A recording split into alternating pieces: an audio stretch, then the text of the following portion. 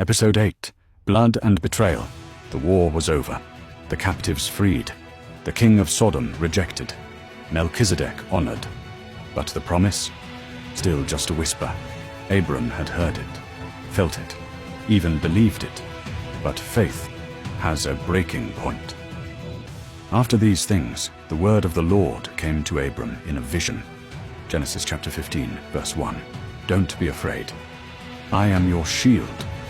Your reward will be very great. But Abram finally speaks up. Not with praise, not with worship, with frustration. What will you give me? I remain childless. A servant will inherit everything I have. This isn't rebellion. This is relationship. Abram doesn't bow. He pushes back. You gave me a promise. Where is it? And God answers. This man will not be your heir. Your own son will come from your body. And then, look toward heaven and count the stars. So shall your offspring be. Genesis chapter 15, verses 4, 5. And right there, under a sky full of impossible stars, Abram believes. And he credited it to him as righteousness. Genesis chapter 15, verse 6. But belief is just the beginning, because God is about to seal this promise, not with words, with blood. Bring me a heifer, a goat, a ram, a dove, a pigeon. Genesis chapter 15, verse 9. Abram obeys. He cuts the animals in half, lays them opposite each other.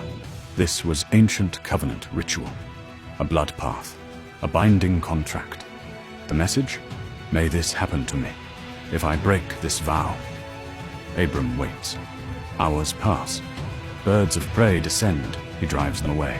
And as the sun sets, a deep dread falls on him. Know this for certain. Your descendants will be strangers in a land not their own. They will be enslaved, afflicted, for 400 years. But I will bring judgment. And afterward, they will come out with great possessions. Genesis chapter 15, verses 13, 14. A prophecy of Egypt, of Exodus, of fire and freedom. And in the 4th generation, they will return here. Genesis chapter 15, verse 16. And then it happens. Darkness, flames. A smoking firepot and a blazing torch passed between the pieces. Genesis chapter 15, verse 17. God himself walks the blood path, alone. Abram never steps between the carcasses, because this covenant isn't dependent on Abram. It's dependent on God. He takes the vow for both of them, a promise sealed in blood. But even now, even after visions, prophecy, stars, and fire, the fracture still lingers. Chapter 16, Sarai was still barren, and time had become an enemy. Go to my servant. Perhaps I can build a family through her. Genesis chapter 16, verse 2. This wasn't lust. It was desperation. They didn't reject the promise. They just tried to control it.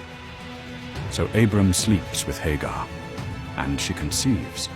And immediately, the fracture spreads. When she knew she was pregnant, she looked on Sarai with contempt. Genesis chapter 16, verse 4. Jealousy, pride, resentment. Sarai explodes, blames Abram. Abram backs away. Do whatever you want with her. So Sarai deals harshly with Hagar, so harshly that she runs. A pregnant servant, alone in the wilderness. But God sees her. The angel of the Lord found her by a spring of water. Genesis chapter 16, verse 7. Return and submit. And then the whisper of something massive.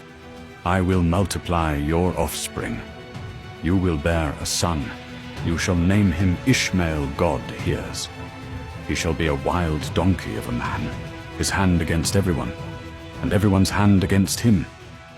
Genesis chapter 16, verses 11, 12. Not a curse, a warning, because choices have consequences, and Ishmael will carry them.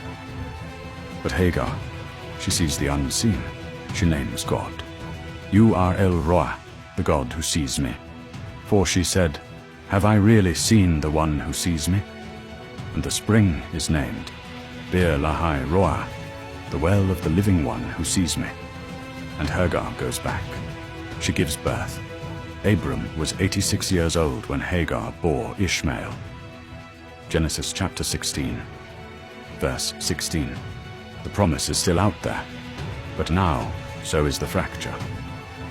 Because when you try to force the divine, you don't get peace. You get fallout. In the next episode, God returns. A new name is given, and a deeper covenant is carved into flesh. Circumcision, laughter, and a glimpse into the coming miracle.